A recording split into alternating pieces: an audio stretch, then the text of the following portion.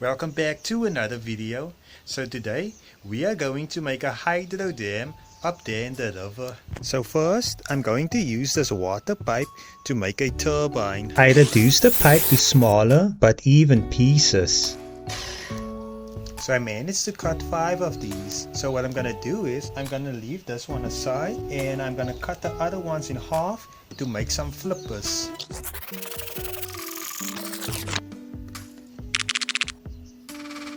So now we need to get the length of this pipe and do a few basic mathematics to determine where the flippers are going to be attached. I then got a piece of paper around the remaining cylinder. Then I measured out the length and divided it by the number of flippers I'm going to use, which gave me the distance between each of the flippers, which I marked out on the thin piece of paper, and stick the piece of paper on the cylinder to help guide the drill.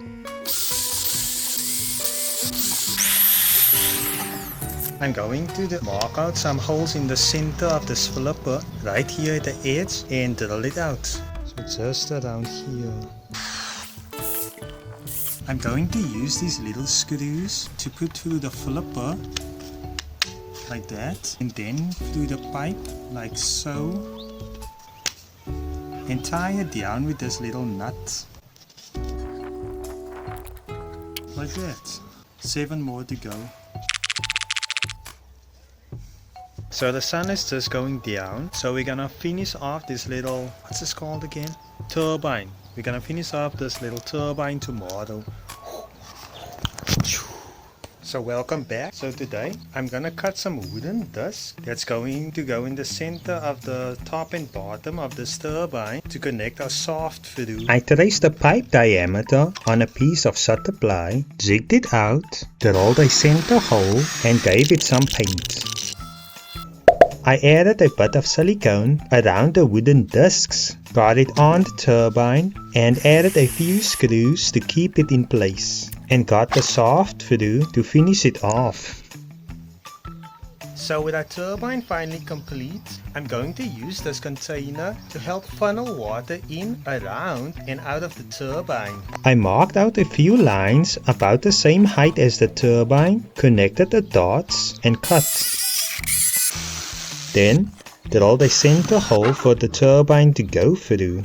After that, I cut a few pipes at an angle and sanded them. So not as flush as I wanted it to be, but that's okay. When I glue this together with some silicone, it will fill in the gaps. I drilled 2 holes in the side of the bucket, mixed together some epoxy to anchor the pipes to the container, and later filled the gaps with some silicone.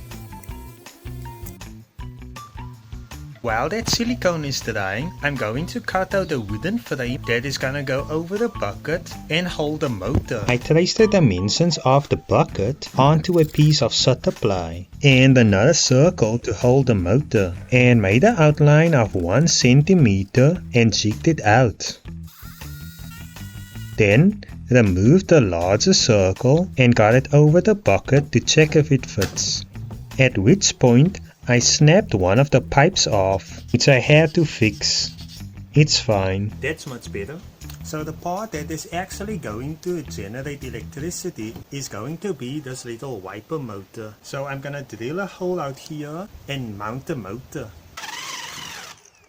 So mine is set back. It just started raining, but it's fine. I just move everything from over there to here. So let's just get this back on again. There's kind of a lot of wiggle room. So what I'm going to do is, I'm just going to drill out a hole over here, get a screw through that, and lock it in place. And that's going nowhere. But I'm afraid it's going to jiggle around over here, so we will need something to secure it a little bit better. So I drilled a hole in a piece of scrap wood, added a few screw holes, and made some holes and added some curves to make it look good. Afterwards, I cut 2 wooden wheels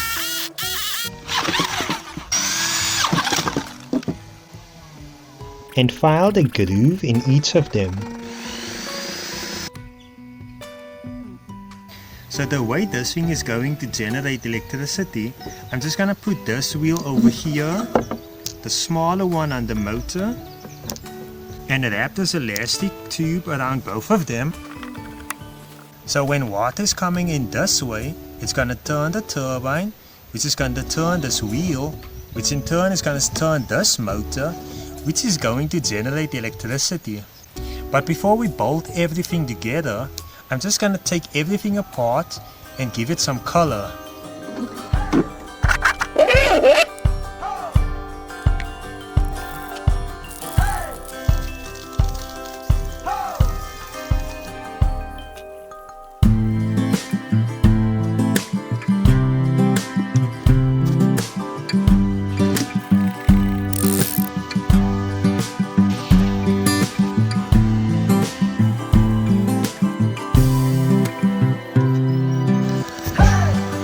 Welcome to the woods.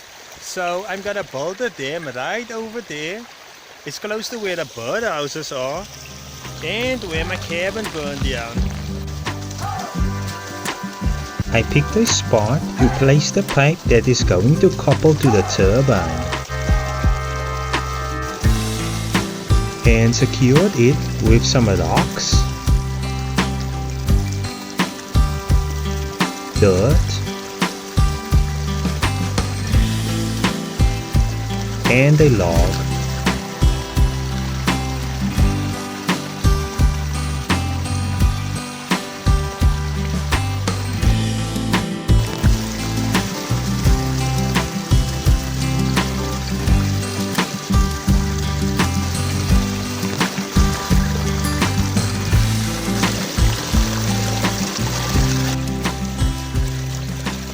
Okay, let's check how much voltage we are getting. Not even a single volt. We need to do something about that. So to get more power out of our turbine, here's what we're going to do. I drilled an extra hole in the side of the container. Hopefully with less water to push against, the turbine should move much faster. I then stick these two extra wheels together with a spacer in the center and left them to dry. Then cut off a piece of metal and placed it next to the turbine.